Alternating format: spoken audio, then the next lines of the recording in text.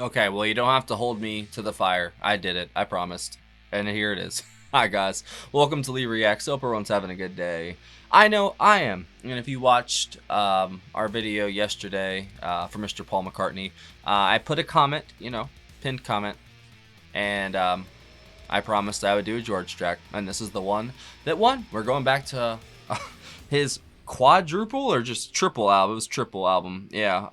And the song is called Let It Down off of All Things Must Pass, produced by Phil Spector. Dun, dun. I'm just kidding. This was the most liked comment that I saw on there, so we're going to do it. I'm excited. We've done a couple tracks from this album, and it's obviously fantastic. George had so much stuff ready to go, you know what I mean? The Beatles were just like, yeah, we'll take one or two each album, and he was ready to go, man. Apparently, I think he's backed by like Derek and the Dominoes and Eric Clapton and stuff in this, I believe. But I could be lying. Hold on, what did it say? Oh yeah, Gary Wright's on it. Gary Brooker, Jim Gordon. Wow, Bobby Whitlock. He had a lineup for this album, didn't he? I'll link my other George stuff up here throughout the video if you want to go watch it, and my Beatles stuff. We got all kinds of things if you're a fan. We really do. I'm a new convert over the past 8 months, basically, and I just dived in head first, and I've loved everything I've heard. I really have. Even the early stuff, like, even that's great. Like, it blows my mind, bro. It really does. All right, Let It Down, George Harrison, off of All Things Must Pass. 3, 2, 1, Garden Gnome.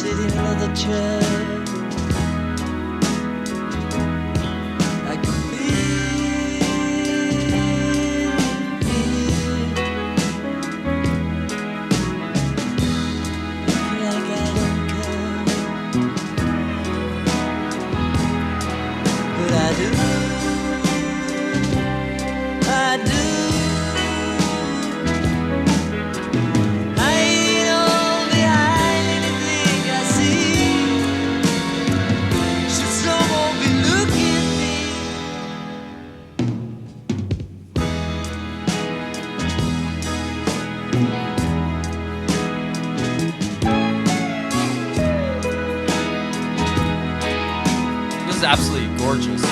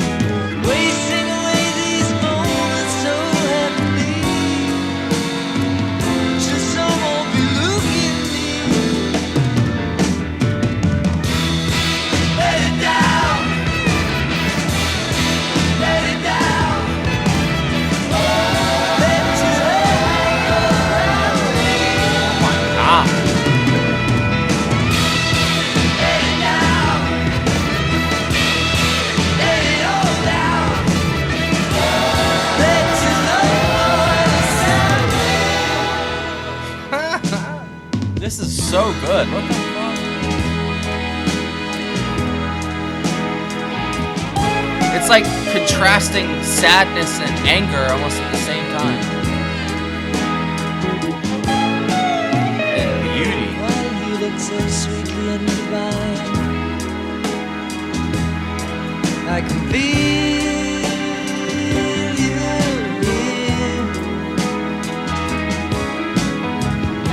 See your eyes are busy kissing my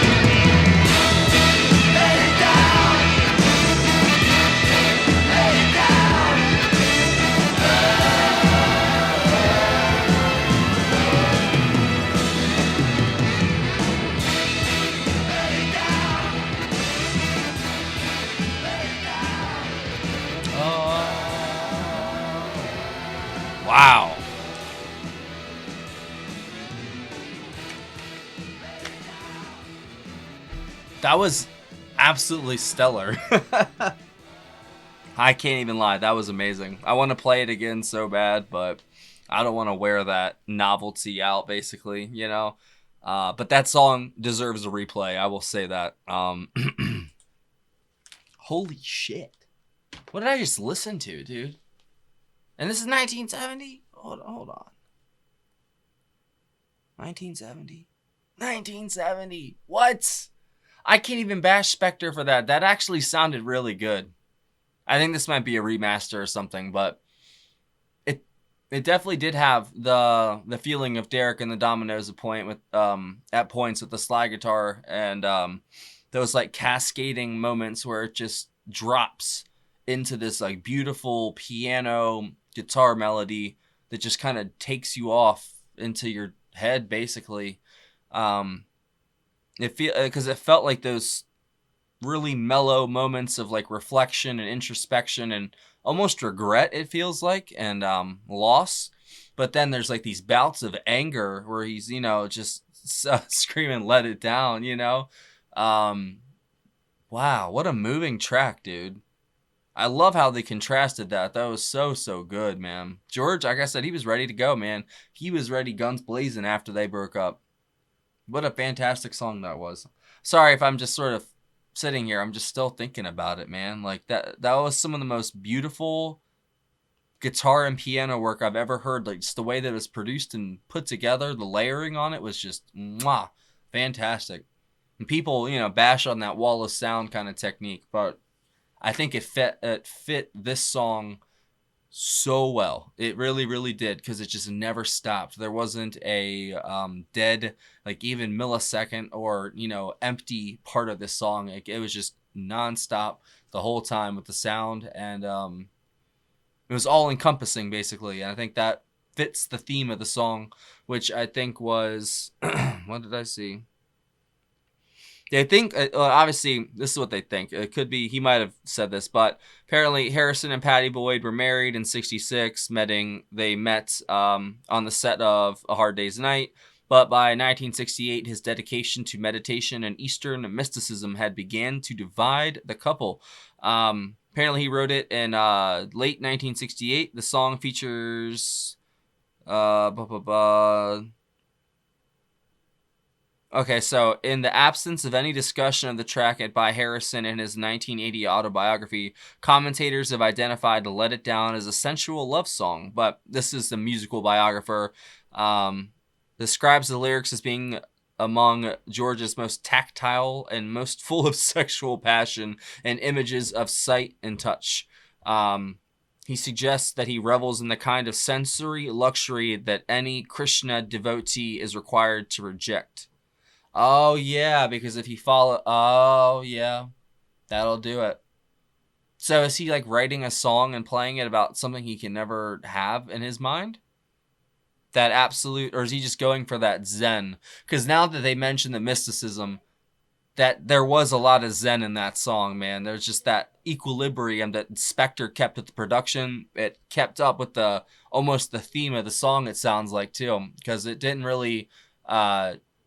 get too high or get too low, you know what I'm saying? It definitely got rowdy and it got rambunctious and energetic at points when that anger comes in, but for the most part, in those like real spacey, just almost mood setting, sensual, whatever you want to call it, parts, it was very balanced, you know what I mean? And it was gorgeous. Like I said, that was some of the prettiest shit I think I've ever heard, to be honest. I really want to play that again, I'm not gonna lie. George he deserves a replay, but I just can't do it tonight. All right, so, oh, you little shit. Okay, go back. So I'm going to read off the exact lineup for this song. All right, so George Harrison on vocals, electric guitar, slide guitar, Eric Clapton on electric guitar, backing vocals, Gary Wright on organ, Gary Brooker on piano, Carl Radle on bass, Jim Gordon on drums, Bobby Keys on the saxophone, Jim Price on the trumpet, trombone, and the horn arrangements. John Barham did string arrangements, and then Pete Ham, Tom Evans, Joey Molland on acoustic guitar. Wait, isn't that Badfinger? Sounds familiar. Bobby Whitlock on backing vocals. So he had a ton of people on here, you know? And you could feel it in the sound, or you could hear it in the sound too. Like there's just so much going on, so many notes being played, so many different layers that they were just meshing together, you know? Phil did a great job with that. I'm not going to lie. I will not knock him for this song in the slightest. That was magnificent. That's how his tactic should be employed. You know, I mean, it works for some songs and it doesn't work for others, you know what I mean? But for this one, they knocked it out of the park with that. I'm not even going to lie. Definitely that slide guitar, the piano. Oh my God, the piano. Jim definitely held it down. Who was on bass? Oh, Carl Radel, yeah. For the most part, I was really focused on the guitar and the piano and the vocals. But honestly, all the sound kind of just like, I keep using this word, it meshes together, you know, and that wall of sound kind of technique he uses. And at some points you can lose track of different things, but because it all is just like, you know, like I said, cascading, and it's all going at once, building up. And but it's still, it was, what a ride that was. It was only 5 minutes long, and it felt like an eternity almost. I didn't want it to end. It felt like not post nut clarity. What it's just it felt like the thing before post nut clarity. There you go. But if he is, you know, of the Eastern religions, they are taught to reject connection, reject anything that you're afraid to lose. Basically, you know, that's where George Lucas got the whole Jedi thing. You know, was the Eastern, you know, Taoism and stuff like that, and the Krishnas, which is like Hinduism, right? I thought. Right? Isn't the Krishna that? Krishna devotee. Okay. The International Society for Krishna Consciousness. The Hare Krishna movement. It's a Hindu, organization. All right, that's what I figured. You know, it's like a whole different world over there, especially in their religions.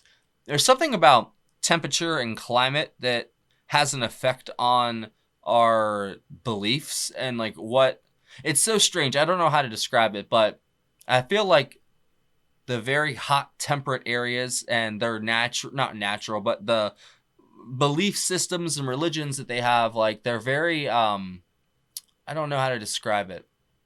It's just different than what I'm used to, you know, because I was raised in, you know, the Protestant church and such. So that was my religious framework, you know, for a while. But like I said, at a very young age, I kind of saw through all the BS, you know? So I started delving into other religions and such, and actually just trying to find, you know, that missing piece that I keep talking about. And unfortunately, I got lost on my search for a while there. I got lost trying to fill that hole with something else. And yeah, heroin, unfortunately. But, you know, all things must pass. And it did. And unfortunately, I didn't. Or fortunately, I didn't. It's a good, difference right there. I don't know, man. I kind of strive for Zen now, you know, but it's not always achievable. I think you have to be realistic. Life is chaotic, life is brutal, but it also can be beautiful and fulfilling. You just gotta take the punches and give them back too, you know? Punch life back in the face. I swear. What? Do something. I'm just kidding. I'm being an idiot. I love that though. That was great. I think I'd say George on the slide when he came in was my favorite parts, but that piano from Gary Brooker, I believe, or Gary, it was Gary Brooker, right? See, now I gotta double check.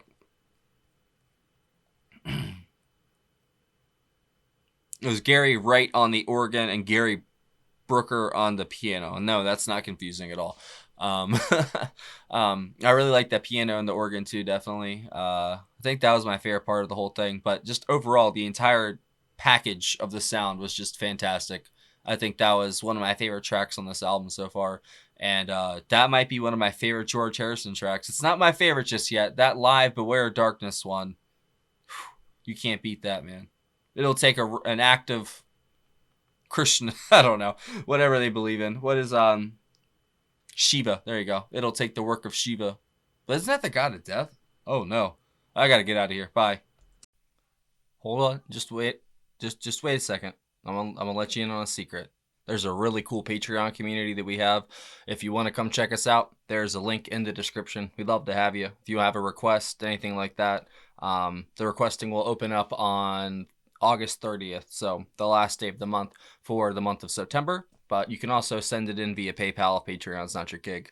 That is also in the description. Thank you for watching. Have a great day.